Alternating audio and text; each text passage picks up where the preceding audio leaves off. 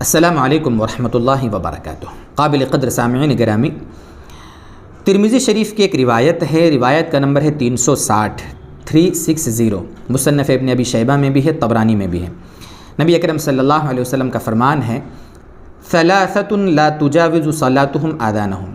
تین لوگ ایسے ہیں، تین افراد ایسے ہیں، تین نمازی ایسے ہیں کہ وہ نماز پڑھتے ہیں تو ان کی نماز ان کے کانوں سے اوپر تجاوز نہیں کرتی۔ کان کے اوپر تجاوز نہیں کرنے کا مطلب یہ ہے کہ ان کی نماز قبول نہیں ہوتی، ذمے سے فرض ادا ہو جاتا ہے ان کا، لیکن اللہ کی بارگاہ میں وہ ثواب ان کو نہیں دلاتی، اجر نہیں دلاتی۔ تین قسم کے ایسے گناہ ہیں، تین قسم کے ایسے لوگ ہیں جو ان گناہوں میں مبتلا ہوں۔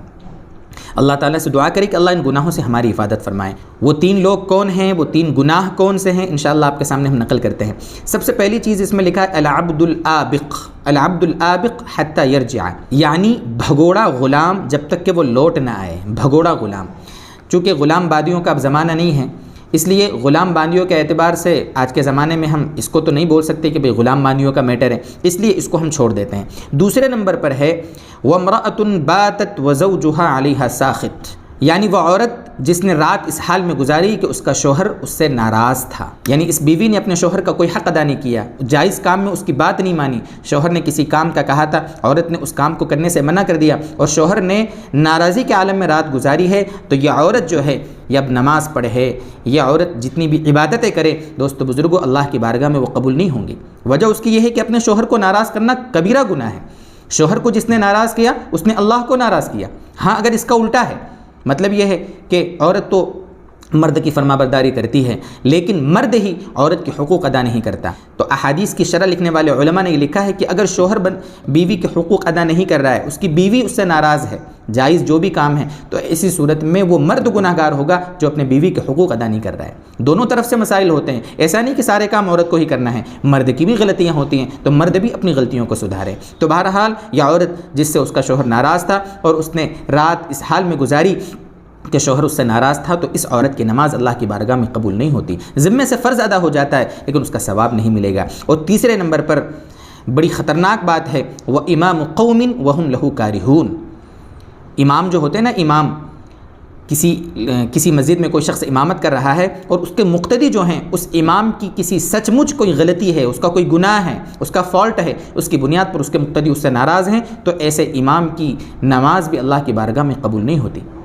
ہوتا ہے کبھی کبھی تو مقتدی لوگ ہوتے ہیں بلا وجہ امام سے دشمنی اور حسد کی بنیاد پر ناراض ہو جاتے ہیں، وہ تو الگ مسئلہ ہے، لیکن امام میں صحیح میں اگر کوئی گناہ ہے، امام کسی غلطی میں مبتلا ہے، امام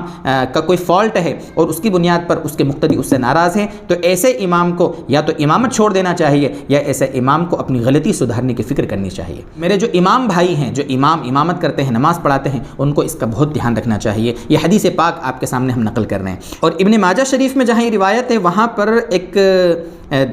ایک اور گناہ کا ذکر ہے، وہ ہے وَأَخَوَانِ مُتَصَارِمَانِ، یعنی دو ایسے بھائی جن کی آپس میں لڑائی ہو گئی ہو، کسی بات پر آپس میں بات بند ہو، تو ایسے دو بھائی جب تک وہ صلح نہ کر لیں تب تک ان کی نمازیں بھی اللہ کی بارگاہ میں قبول نہیں ہوتی۔ بہت سے ہوتے ہیں ایمانی بھائی ہوتے ہیں، کبھی سگے بھائی ہوتے ہیں، باپ بیٹے ہوتے ہیں، کبھی بھی جو بھی رشتہ دار محلے میں ایسے ہوتے ہیں، ان سے اگر تعلق ہم نے توڑ لیا ہے اور بات بند کر لی ہے اور ہر قسم سے ان سے ہم نے قطع تعلق کر لیا، تو ایسی صورت میں اگر ہم نماز پڑھیں گے تو ہماری نماز اللہ کی بارگاہ میں قبول نہیں ہوگی۔ یہ سوچنے کی چیز ہے۔ ہاں بسا اوقات ایسا ہوتا ہے کہ انسان کو احساس ہوتا ہے اور وہ گیا معافی مانگ لی، سامنے والا تیار نہیں معاف کرنے کے لیے، ہم نے اپنی غلطی مان لی، جو کچھ اس کے حقوق ہمارے اوپر تھے وہ ہم ادا کر رہے ہیں اور اپنی طرف سے ہم نے مکمل معافی مانگ لی ہے، تو ہم اللہ کی بارگاہ میں اب سبکدوش ہو گئے، ہمیں انشاءاللہ اب گناہ نہیں ہوگا، اب سامنے والا گناہ گار ہوگا۔ لیکن اگر غلطی ہماری طرف سے اگر ہماری ناک کٹ جائے گی، اگر یہ سوچ کر اس سے ہم صلح نہیں کر رہے ہیں، اس سے ہم جھگڑے کو ختم نہیں کر رہے ہیں، تو ایسی صورت میں ہم بہت گنہگار ہوں گے۔ اللہ تعالیٰ ان سارے گناہوں سے ہماری حفاظت فرمائے۔ وآخر دعوانا ان الحمد للہ رب العالمین۔